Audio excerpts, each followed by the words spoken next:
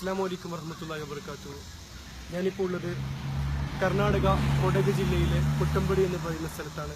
അതായത് ഷഹീദ് റിയാസ് ഉസ്താദ്, കാസർഗോഡ് ചൂരിപ്പള്ളിയിലെ അകത്ത് കൊല്ലപ്പെട്ട ഷഹീദ് റിയാസ് ഉസ്താദിന്റെ നാട്ടിലാണ്. എൻ്റെ പിറകിലായി കാണുന്ന വീട് റിയാസ് ഉസ്താദിന്റെ കൈമാറിയെന്ന് സോഷ്യൽ മീഡിയയിൽ പ്രചരിക്കുന്ന വീടാണ് എൻ്റെ പിറകിലുള്ളത്. ഉസ്താദ് കൊല്ലപ്പെട്ട ദിവസം തന്നെ ഞങ്ങൾ ഇവിടെ കബറടക്കുന്ന സമയത്ത് ഇവിടെ എത്തിച്ചേരുകയും ഉസ്താദിന്റെ വീടും അതേപോലെ കുട്ടിയും ഭാര്യ വീടുമൊക്കെ സന്ദർശിക്കുകയും ചെയ്തിരുന്നു. അതനുസരിച്ച് ഞങ്ങൾ ഈ വിഷൻ സംഘം ആ സമയത്ത് അവർക്ക് ആർക്കും അക്കൗണ്ട് ഉണ്ടായിരുന്നു, ബാങ്ക് അക്കൗണ്ട് ഉണ്ടായിരുന്നില്ല. അങ്ങനെയാണ് ഉസ്താദിന്റെ ഭാര്യ ഇതായിരിക്കുന്നതിനാൽ അക്കൗണ്ട് ചെയ്യാനും പറ്റാത്തൊരു സാഹചര്യത്തിൽ ഭാര്യയുടെ ഉമ്മയുടെ അക്കൗണ്ട് ഖൈറുന്നിസ എന്ന പേരിൽ അക്കൗണ്ട് കൊടുത്തിരുന്നു. ആ അക്കൗണ്ടിൽ ഏകദേശം 12,43,000 രൂപ വന്നിട്ടുണ്ട്. അതിനുശേഷം മുസ്ലിം ലീഗ് ജില്ലാ കമ്മിറ്റി പിരിവെടുക്കുകയും അവർ സ്വരൂപിച്ച 27 ലക്ഷം രൂപയുമായി ഇവിടെ വരികയും അങ്ങനെ നാട്ടുകാരുമൊക്കെ ചേർന്ന് ജമാഅത്ത് ഭാരവാഹികളും കുടുംബങ്ങളും ഒക്കെ ചേർന്ന ഒരു യോഗത്തിലാണ് അവർ ഉന്നയിച്ച ആവശ്യം എന്നത് അവർക്ക് വീടില്ല, ഒരു വീട് നിർമ്മിച്ചു കൊടുക്കണം. അതനുസരിച്ച് മുസ്ലിം ലീഗ് ഒരു വീട് നിർമ്മിച്ചു നൽകാനുള്ള പ്രഖ്യാപനം നടത്തുകയും ചെയ്തിരുന്നു. അതിനുശേഷമാണ് മറ്റൊരു സംഘടന SYSന്റെ കന്തപുരം വിഭാഗം വീട് കൊടുക്കാമെന്നുള്ളൊരു പ്രചരണവും അങ്ങനൊരു പ്രഖ്യാപനവും വന്നത്.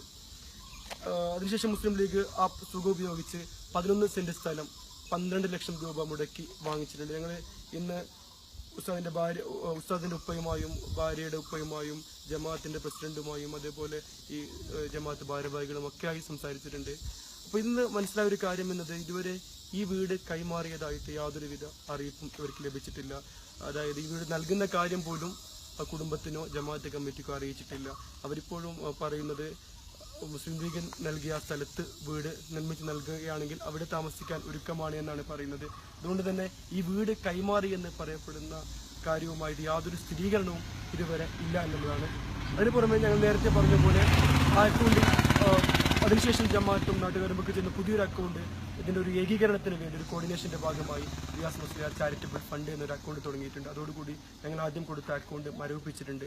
അതിലേക്ക് 11 ലക്ഷം രൂപ 11 ലക്ഷത്തി ചില്ലറ രൂപ വന്നിട്ടുണ്ട്. അതായത് ഏകദേശം ഇതുവരെ പണമായി ഇവിടെ എത്തിച്ചേർന്നത് കേവലം 24 ലക്ഷത്തോളം രൂപ മാത്രമാണ്. അതായത് ഒരുപാട് കോടികൾ വന്നു എന്ന് പറയുന്നതൊക്കെ അതൊരു വാസ്തവമായുള്ള ഒരു കാര്യമല്ല.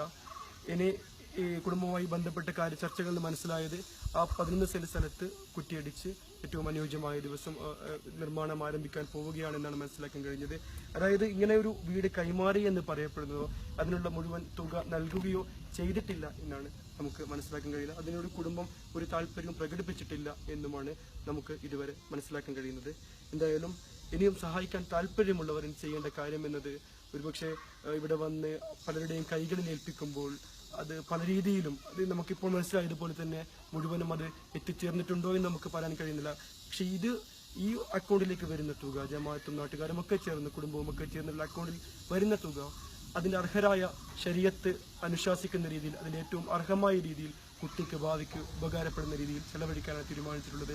അതിൽ ഡെപ്പോസിറ്റ് ചെയ്യുന്നതായിരിക്കും ഏറ്റവും നല്ലത് എന്നാണ് മനസ്സിലാക്കാൻ കഴിയുന്നത്. എന്തായാലും നമുക്ക് അതിനുവേണ്ടി ദുആ ചെയ്യാം. ഈ കുടുംബത്തെ രക്ഷിക്കാനുള്ള ശ്രമത്തിൽ ഭാഗഭാക്കാവാം. ജസാക്കുമുല്ലാഹ് ഖൈർ.